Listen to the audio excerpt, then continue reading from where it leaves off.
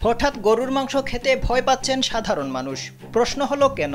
মূলত উত্তরাঞ্চলীয় জেলা রংপুরের পীরগাছা উপজেলায় ৮ জনের শরীরে অ্যানথ্রাক্সের জীবাণু পাওয়ার বিষয়টি নিশ্চিত করেছে রোগতত্ত্ব রোগ নিয়ন্ত্রণ ও গবেষণা ইনস্টিটিউট বা আইইডিসিআর। পাশাপাশি ওই এলাকার কিছু বাড়ির ফ্রিজে রাখা গরুর মাংসেও অ্যানথ্রাক্সের জীবাণু শনাক্ত হয়েছে। এরপর সারা দেশে শুরু হয়েছে তোলপাড়। সম্প্রতি অ্যানথ্রাক্সে আক্রান্তের তথ্য পাওয়ার পর পীরগাছা সহ জেলার কয়েকটি উপজেলায় ১.৫ লাখের বেশি গবাদি পশুকে ভ্যাকসিন দেওয়ার পাশাপাশি বাজারগুলোর কসাই ও গরু চাষিদের অসুস্থ গরুর বিষয়ে সচেতন করা হয়েছে। শুধু তাই নয়, সংক্রমণ ঠেকাতে অসুস্থ গরু বা ছাগল জবাইয়ের বিষয়ে কঠোর পদক্ষেপ নেওয়া হয়েছে।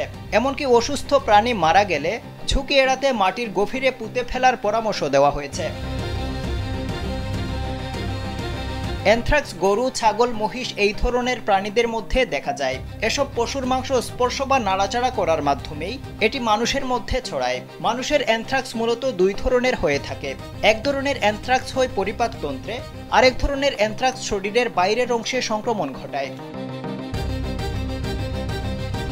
অ্যানথ্রাক্স আক্রান্ত গবাদি পশুর কাঁচা মাংস, লালা, রক্ত, হাড় এবং নাড়িভুঁড়ির সংস্পর্শে এলে মানুষ এই রোগে আক্রান্ত হতে পারে। এই রোগ গবাদি পশু থেকে মানুষে ছড়ায়, তবে মানুষ থেকে মানুষে ছড়ায় না। শরীরে এই রোগের প্রধান উপসর্গ হল চামড়ায় ঘা বা ক্ষত সৃষ্টি হওয়া।